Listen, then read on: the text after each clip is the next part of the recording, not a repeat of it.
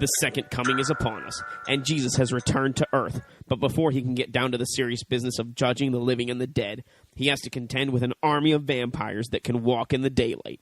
Combining kung fu action with biblical prophecy and a liberal dose of humor, the film teams the Savior with Mexican wrestling hero El Santos against mythological horrors and science gone mad, and also manages to address contemporary sexual politics. And did we mention that it's a musical? This sure ain't Sunday school.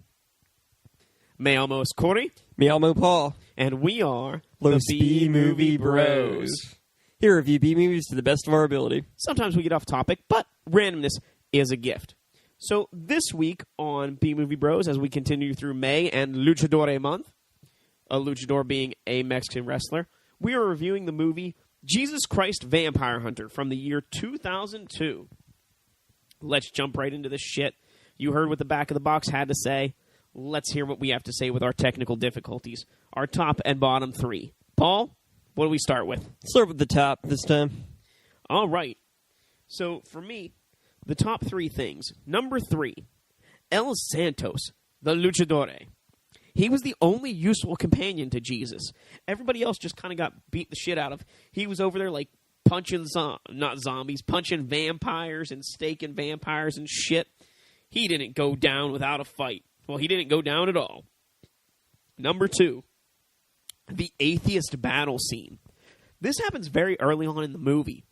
And it's kind of like the clown car gag at a circus where these people pull up in this Jeep 4x4 or a Jeep Wrangler or some tiny Jeep shit. And they start getting out of the car and like 4 or 5 of them get out. And you're like, oh, okay. And they surround Jesus and he beats the shit out of them. And then like 10 more of them come out of the car and then another 10 and then another 6. And it just goes on for like 6 or 7 minutes. And it's the only like true fight scene of the movie.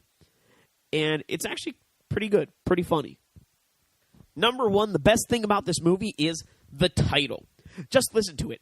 Jesus Christ Vampire Hunter. So much potential. So much heat. So much violence. So much Jesus. But this movie, it doesn't use it right. But we'll get into that a little later. Paul, what are your top 3? For number 3, this movie was made in the style of a 70s blaxploitation film, which I personally liked. Number 2, the fight scenes in this movie were pretty awesome. They were cheap and cheesy, but they were pretty good. For example, like you said, the atheist fight scene was pretty great. There were a few other ones thrown in there that were pretty good. Weren't the best thing, and they were really hokey, but I actually kind of liked them. And for number 1, just the idea of Jesus fighting vampires is amazing. Like, there are some good Bible jokes and references thrown in there, too, but just the idea of Jesus coming back just to fight vampires, that's pretty awesome in and of itself. Now let's talk about what was bad about this movie. For me, number 3 on my bottom, the characters. I don't care who they were. I don't know who they were. El Santos was pretty cool. Everybody else, I mean, Jesus, I'll get into him a little bit in a bit. But, you know, they just were very forgettable and very short-lived. Every one of them. And quite generic as well. The mad scientist was just your typical, like, Nazi-esque mad scientist. The vampire girl was just your typical stuck-up bitch. The vampire dude was your cocky asshole. There was nothing more than a single dimension for these characters. Number 2. Calling this movie a musical is an insult to musicals everywhere. There were 2 musical numbers, one of which was actually a musical number, and the other which was fucking beatboxing or skid rowing, or I don't know what they call that shit. Bebop. He was bebopping. Star Wars Bebop. Fuck it. It had nothing to do with the movie. It was more background noise than anything else. This movie was not a fucking musical. It didn't have shit, you fucking cock monkey. And you know what? Call yourself a musical again, and I'll slit your fucking throat. Number 1, the use of Jesus in this movie. Okay? So, Jesus, picture him. He's got the robes, he's got the beard, he's got the long hair, the sandals. You know, all that good stuff. He performs miracles. very holy, ricketa-racketa and the gaining followers and discipling and, some good shit that you can use here. But no, we don't utilize that. Yes, we look and are dressed like Jesus for the first part of the movie, but then we cut off our hair, we shave to a goatee, we get some hipster fucking tight-ass clothing and jeans, and, miracles? What miracles? We don't perform any miracles. We can't detect vampires unless they're biting our fucking throat. What good are you in this movie, Jesus? You are not Jesus. You are a fraud. You are a false prophet. And you know what? Maybe he can double himself for some ungodly, stupid fucking reason. But you know who should have been the star of this movie?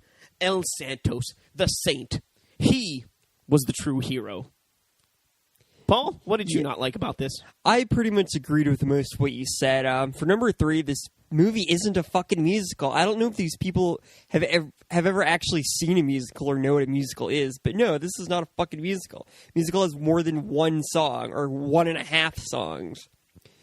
2, the plot was just kind of jumped around from place to place.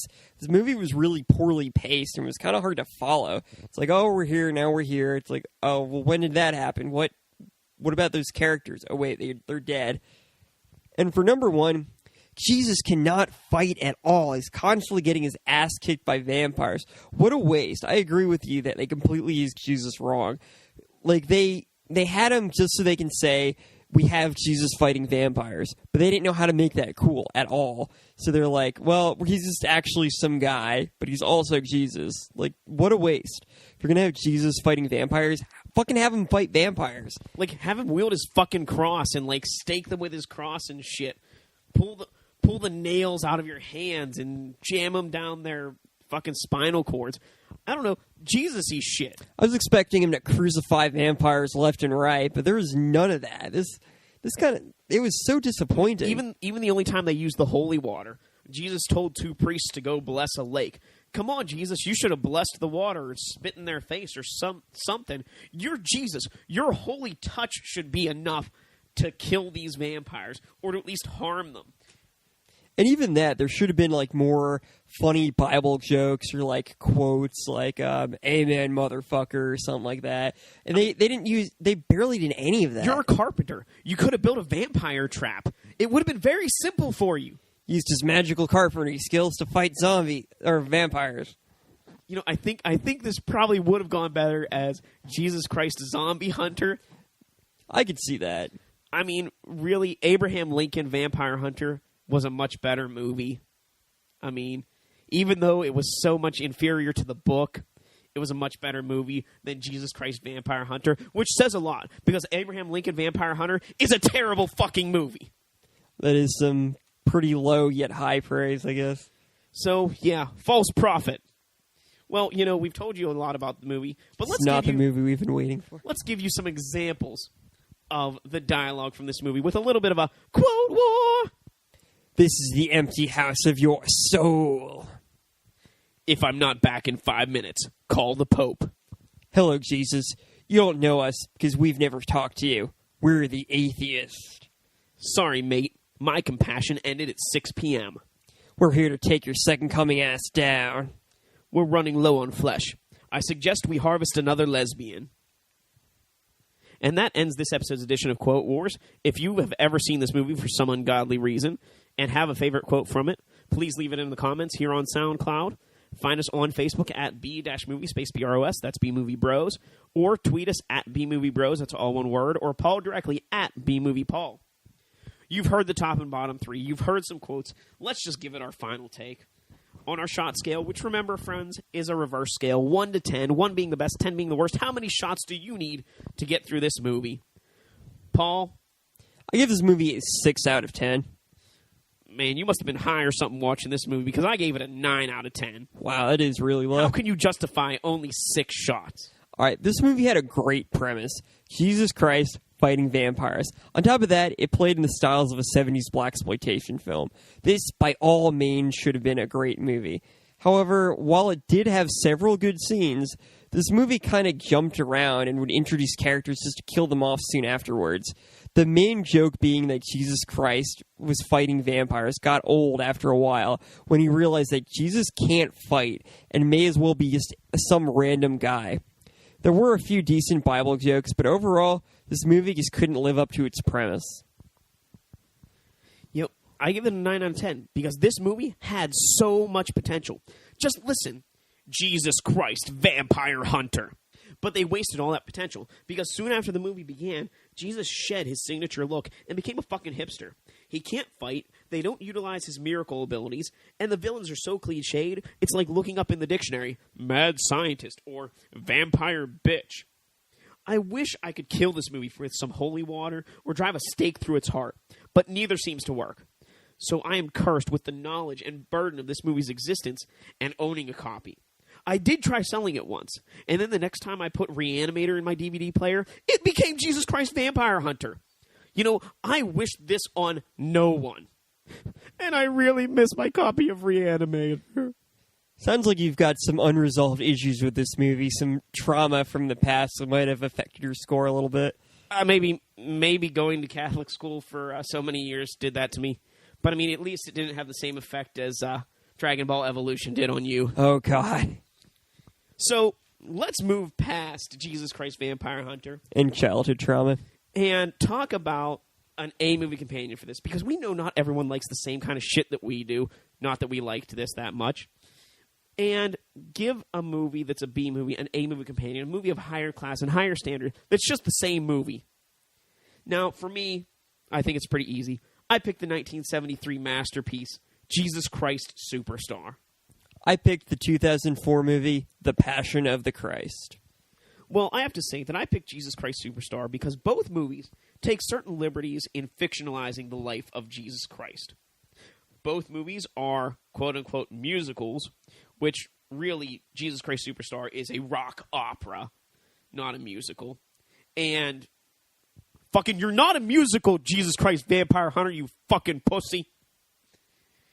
And, also, in both movies, Jesus does get the shit beat out of him, and he does get stabbed one way or another. Why'd you pick Passion? Both movies had Jesus Christ as the main character. Both movies had a group trying to kill Jesus. Jesus Christ Vampire Hunter had vampires trying to kill Jesus, and Passion of the Christ had the Romans. Both movies had Jesus resurrecting someone. Jesus Christ Vampire Hunter, Jesus resurrected his friends that were killed by vampires. And in Passion of the Christ, Jesus resurrected himself at the very end. And both movies had scenes that went on entirely too long. Jesus Christ Vampire Hunter had fight scenes that went on and on and on and on. And Passion of the Christ had torture scenes that went on and on and on and on. And you could have cut like half the movie if you had just shortened either one of them. The film kept rolling all night long. Whether we liked it or not. So yeah, and we didn't. An A-movie companion, Passion of the Christ or Jesus Christ Superstar. Now, if you want to forget about this movie just as much as we do, you could always follow our rules to drink away the flick, drink away the flick. Come on and grab your drink. Let's drink away the flick. Here's some drinking games from myself and from Paul. Number 1, every time there's a Jesus transition, drink. Number 2, whenever one of Jesus' allies is defeated or killed in battle, take a drink. Number 3, whenever a musical number happens, finish your drink. Number 4, if you find yourself thinking, why the fuck am I watching this piece of shit? Take a drink. And number 5, of course, because it is Luchador Month, every time you hear the luchador's name be mentioned or said in this movie, take a drink. Every time Jesus talks to an inanimate object that turns out to be either his father or his mother, take a drink. Every time someone is holding a Bible, take a drink. Every time someone dies, take a drink. And every time someone gets bitten, take a drink. Well, I think it's that time that we start ranking the movies we've seen this month. So far, we've seen Plaga Zombie Mutant Zone and Jesus Christ Vampire Hunter. I think it's pretty easy to say that in the number 2 spot for me is Jesus Christ Vampire Hunter. And in the number 1 spot is Plaga Zombie Mutant Zone. For number 2, Jesus Christ Vampire Hunter. For number 1, Plaga Zombie Mutant Zone. By a mile.